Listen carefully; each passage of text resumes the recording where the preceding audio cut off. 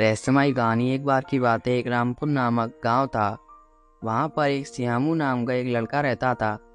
वह रात को 12 बजे रामपुर की जंगल में जाकर गायब हो जाता था। जैसे ही सुबह होती तो वह अपने घर आ जाता था। एक दिन हरिशंकर नाम का आदमी अपने घर पर सो रहा था। हरिशंकर का घर श्यामू के घर के पास था।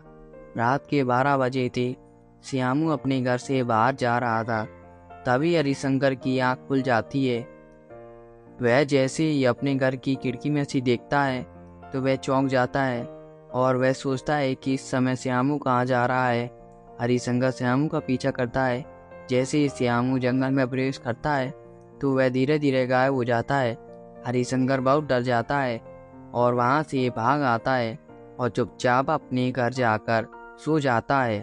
और जैसे ही सुबह होती है तो वह श्यामू के घर की ओर देखता है तो वह आश्चर्यचकित हो जाता है।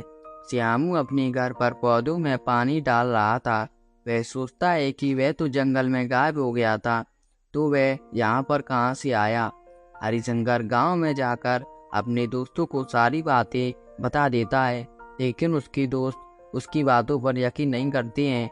तो वह गुस्से में आकर कह देता है कि तुम आज मेरे घर चलना। जैसी ही रात होती है उसके सारे दोस्त उसके घर आ जाते हैं।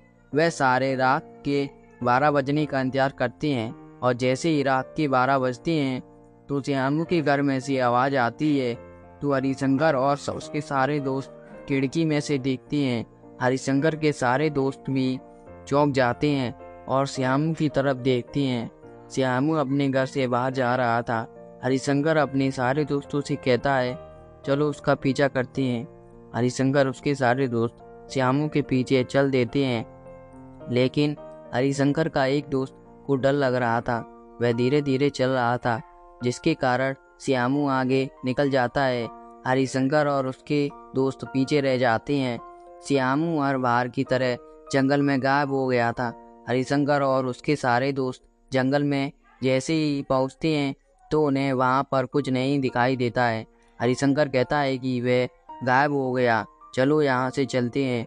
हरिशंकर के दोस्तों में से एक कहता है कि चलो आगे चलते हैं। हरिशंकर उससे कहता है कि रामू तुम आगे मत जाओ, लेकिन रामू हरिशंकर की बात नहीं मानता है और जंगल की तरफ आगे बढ़ता है। हरिशंकर और उसके बचे कुछ सारे दोस्त हरिशंकर के साथ घर आ जाते हैं। अगले दिन जब सुबह होती है तो हरिशंकर जंगल की तरफ जाता है। हरिशंकर जब जंगल में प्रवेश करता है और जंगल की ओर बढ़ता है, तभी उसकी निगाह एक मृत व्यक्ति पर पड़ती है।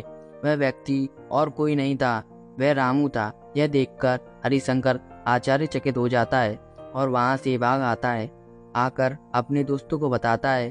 उसके दोस्त और वह एक तांत्रिक के पास जाते हैं और तांत्रिक को लेकर श्यामू के घर के निकट आ जाते हैं और रात होने का वेट करते हैं। जैसे ही रात होती है तो श्यामू अपने घर से बाहर जा रहा था। हरिशंकर तांत्रिक से कहता है कि कुछ करो। तभी तांत्रिक एक लॉकेट फेंकता है और वह जाकर श्यामू की गले में जाकर लटक जाता है।